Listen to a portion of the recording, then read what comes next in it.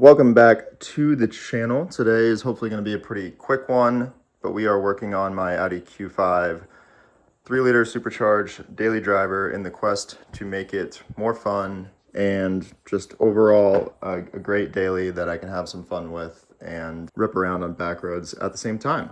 So the last one we did an intake. This one we're going to be working on the exhaust. I have an ECS downpipe set with an integrated X pipe that we will be putting on the old Q5 here. I have not seen an install video for this particular downpipe, so hopefully this video helps out anyone that is going to be doing the same thing on their B8 platform.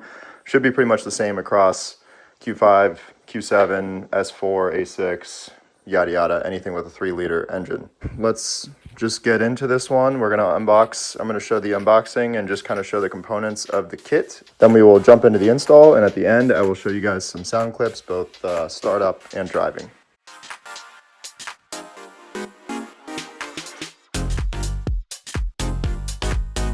All right, here's what ECS includes in the kit. You have the downpipe portion, each section left and right. Then you have the X pipe portion, which necks down to, it looks like it's 2.5, down to the OEM, which is closer to 2.25. You get most of your flow from being 2.5 straight through with no resonator. I also like to see, it looks like ECS provided some OEM clamps, which is really nice, so we can replace the factory crusty ones. And they also provided, these look like OEM or OEM equivalent nuts and bolts, so we can get all new hardware on there as well as gaskets.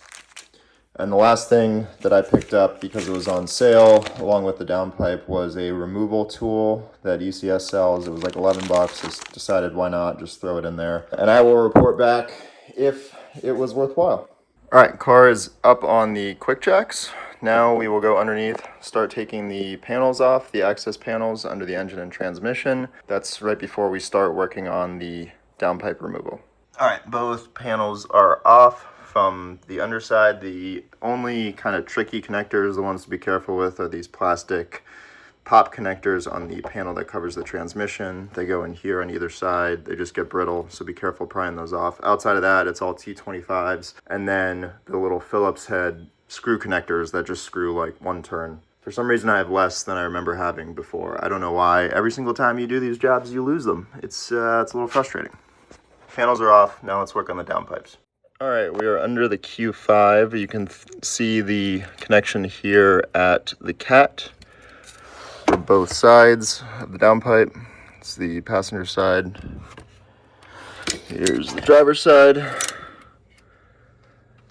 I'm going to hit the bolts quick with PB Blaster, and then after that I'm going to start with that topmost bolt. I've heard and read that those are the biggest pains, so we're going to start with the hardest one and then work our way down. I will show you guys what I use, including that special tool I bought. It's like a reasonable amount of clearance down here. It's not too bad. And then going back, you guys can see there, eventually we'll work our way to the two clamps that hold the downpipe onto factory catback, whatever you want to call it. So that will be step 2. We're going to work on these bolts first. One eternity later. I am a dumbass. So I was sitting here racking my brain on trying to figure out how to get this bolt. By the way, the passenger side top bolt is going to be your hardest one. And I completely forgot that I had this ECS tool. So I popped, just to show this works, it's a curved wrench with a 12 on one side and a 13 on the other. But I basically just popped this thing on the back, threw a little leverage at it, and the bolt broke perfectly loose. So this tool, just to get this one bolt for $11, was way worth it. Highly recommend. We got one bolt left on this side, and then we are done. Overall, not too hard. Can you do it without the special tool? For sure. I got basically every single bolt except for this one with a regular 12mm socket and 3/8 inch ratchet and 3/8 inch extension. So it's nothing super difficult, but this top one takes some creativity, and this was very helpful. So just to give you an idea of why you guys want to use PB Blaster, this is a Texas car, and that is one of the bolts that came off. Yeah, so be very easy to round these. You got to be very careful when taking them off. And they are the special kind of exhaust bolts that are like oblong. So don't be afraid, even after you break it loose, it takes a little bit of resistance to get them off. They're made to lock on there, right? They're locking nuts. So use PB Blaster, even if your car is a Southern car, California car, whatever.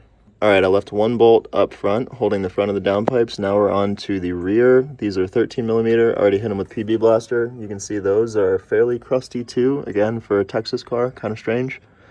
I'm gonna throw it on a time lapse. I think my process, I'm gonna put a jack stand under here to hold these, slide these clamps back, get the one bolt remaining off the front, and then these things should just drop right down.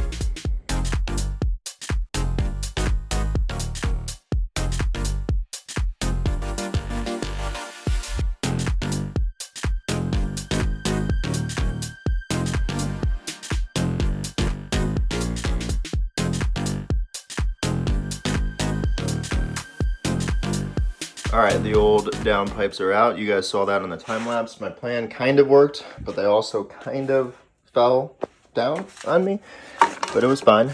No major issues because of that.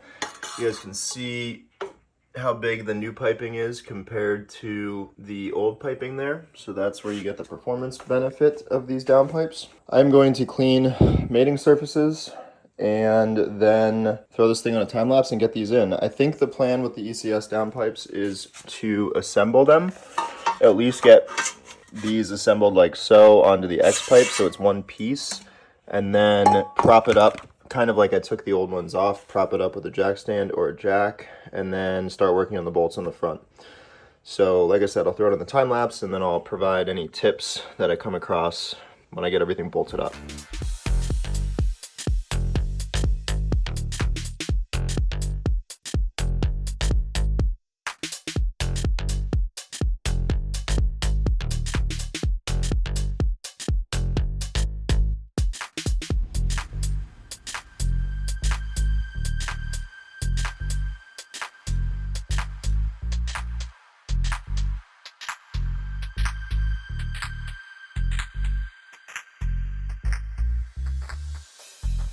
All right, new downpipe from ECS is on. Everything is tight. New gaskets in, new bolts in. I decided to do the bolt head back and the nut forward. I just thought that would be easier from a tightening standpoint. TBD if it was or not. Arguably, it might be harder to tighten this type of downpipe because you don't have the fixed studs, so you have to constantly make sure that the other side doesn't spin. But it's doable. I did most of the tightening with the ECS tool, as well as just a 12 and 13 millimeter ratcheting wrench. So these are tight. The center clamps are as tight as I could possibly get them. These are not the best of clamps, but everything's solid. And then the rear clamps are tight. I highly recommend doing what I did, and you put the X pipe together with the downpipes loosely, and you install it as one piece. So I did that so that it was just tight enough that these kind of held in place, but you could still wiggle them if you needed to. And then once I had it in one piece, I fed it up, used the jack stand to prop that side up, then got one bolt started on this side, and then one bolt started on that side. That held everything together, and then little by little just kind of pieced everything together. And then started by tightening these down first, and then worked my way backwards. So that worked pretty well. Everything fit up for the most part. And now we will button everything up and then see if we have any difference in sound.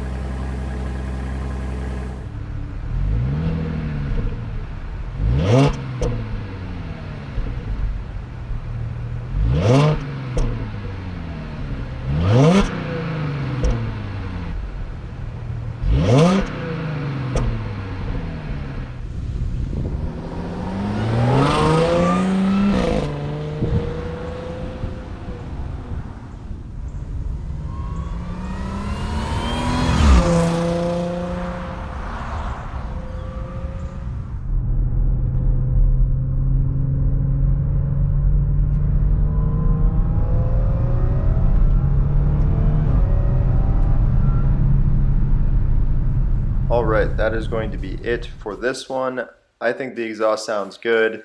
It's definitely louder than stock, but not droney at all, and great for a daily driver. If you get on it, especially in the mid-range of the RPMs, you can hear it. You can definitely hear more pops on the shift as well, but it's not droney and it's not super loud. And again, for a daily, that's exactly what I want. Overall, I'm much happier with it compared to stock, and I would definitely recommend this mod to anyone else. I have a new series coming out very soon on a garage build for my new house. I'm gonna detail that build step by step, so super excited to get that series started. And once I have that garage, lots of exciting stuff to come. Thank you guys for watching, and we will see you in the next video.